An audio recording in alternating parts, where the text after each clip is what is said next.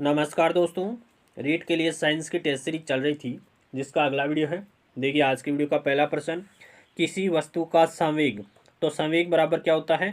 P बराबर mv होता है। P बराबर m इंटू वी। तो संवेग किस पर निर्भर करता है? द्रव्यमान और वेग दोनों पर निर्भर करता है। संवेग है वो द्रव्यमान और वेग दोनों पर निर्भर करता है। निम्न में से को किसमें उपसह संयोजक बंध पाया जाता है? उपसह संयोजक बंध किसमें पाया जाता है? H2SO4 के अंदर उपसह संयोजक बंध होता है। NH4Cl अमोनियम क्लोराइड में भी उपसह संयोजक बंध पाया जाता है। ओजोन में भी उपसह संयोजक बंध होता है। तो इन सभी में कौन सा बंध पाया जाता है?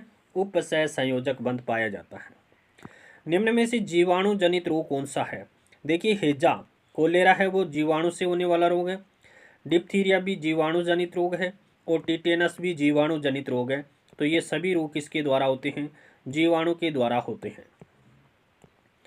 अम्ल की अभिक्रिया धातु कार्बोनेट से करवाने पर कौन सी गैस निकलती है? तो CO2 गैस निकलती है। जब अम्ल की अभिक्रिया धातु कार्बोनेट से करवाते हैं तो कौन सी गैस निकलती है? CO2 गैस निकलती है। Na2CO3 धातु कार्बोनेट है, सोडियम कार्बोनेट। इसकी अभिक्रिया अम्ल 2HCl के साथ करवाते हैं तो 2NaCl लवण बनता है, प्लस जल बनता है, प्लस CO2 गैस यहाँ पर निकलती है। कौन सी गैस? CO2 gas. देखिए धातु कार्बोनेट प्लस अम्ल, लवण, जल और कार्बन डाइऑक्साइड गैस निकलती है। रक्त क्या है? एक तरल संयोजी उत्तक है। रक्त किस प्रकार का उत्तक है? रक्त वो एक कनेक्टिव टिश्यू है। रक्त की प्रकृति दुर्बल सारीय होती है। रक्त की प्रकृति कैसी होती है?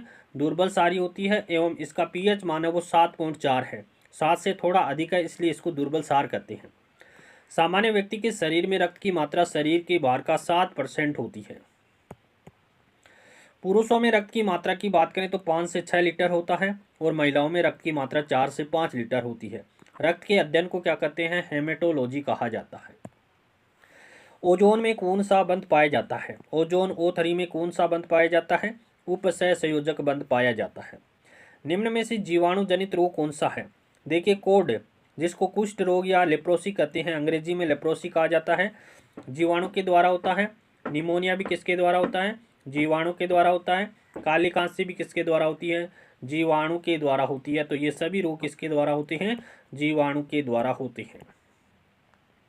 अम्ल की अभिक्रिया धातु हाइड्रोजन कार्बोनेट से करवाने पर क्या होता है? अम्ल की अभिक्रिया किसके साथ करवानी है? धातु हाइड्रोजन कार्बोनेट के साथ करवाते हैं तो कौन सी गैस निकलती है? CO2 गैस निकलती है। जब अम्ल की अभिक्रिया धातु कार्बोनेट से करवाते हैं तो भी CO2 गैस निकलती है और धातु हाइड्रोजन कार्बोनेट से करवाते हैं तो भी कौन सी गैस निकलती है? CO2 गैस निकलती है।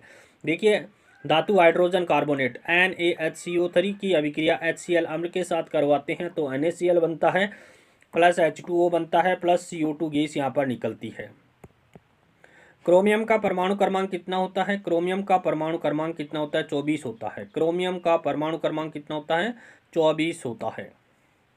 क्रोमियम का परमाणु क्रमांक कितना होता है? 24 होता है। कितना होता है? 24 होता है। देखिए स्कैंडियम का 21 होता है, टाइटेनियम का 22 होता है, वेनेडियम का 23 होता है, क्रोमियम का 24 होता है। विद्युत संयोजी यौगिक में नहीं होगा। विद्युत संयोजी यौगिक में क्या नहीं होगा? उच्च गलनांक और निम्न क्वथनांक नहीं होगा। ये पहला ऑप्शन यहाँ पर गलत हो जाएगा, जो कि विद्युत संयोजी यौगिक यानी आयनिक यौगिक के संबंध में सही नहीं है। आयनिक यौगिक उच्च विद्युत स्थिरांक होगा, बिल्कुल सही है। उच्च गलनांक होता है, उच्च क्वथनांक होता है, ये भी सही है। उच्च ध्रुवता होती है, ये आयनिक यौगिकों के गुण है, लेकिन पहला ऑप्शन है वो आयनिक यौगिक का गुण नहीं है। उच्च गलनांक होता है लेकिन निम्न क्वथनांक नहीं होता है, उच्च क्वथनांक होता है।